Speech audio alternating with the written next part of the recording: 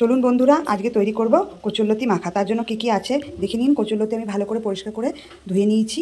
আর এখানে আছে আদা, লঙ্কা আর রসুন আর পেঁয়াজ একসাথে বেটে নিয়েছি।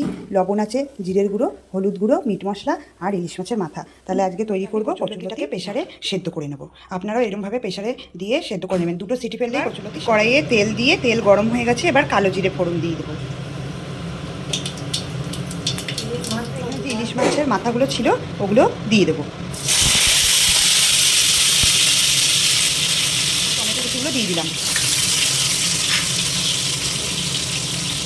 এবার 1 চামচ লবণ দিলাম।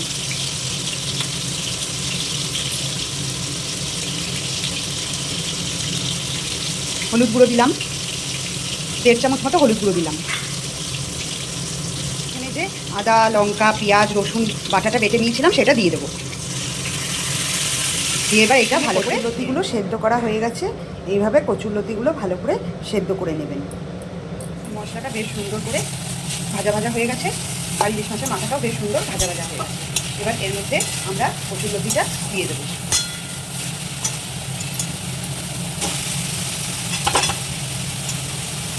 এবার কচুরলতিটা দিয়ে ভালো করে 1 চামচ, ওই 1.5 চামচ মতো লঙ্কার গুঁড়ো দিয়ে দিলাম।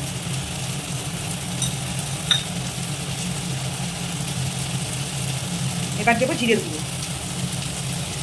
কচুরলতিটা এরকম করে নেড়ে নেবেন। সামান্য মিট মশলা দিয়ে দেবো। দিয়ে নেড়ে এবার আমি কচুরলতিটা নামিয়ে দেবো।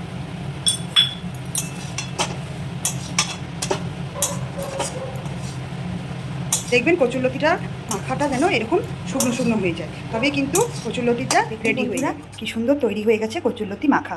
আপনারাও এরকমভাবে তৈরি করে গরম ভাতের সাথে খাবেন কচুরলতি মাখা, দেখবেন খেয়ে খুব সুন্দর লাগে।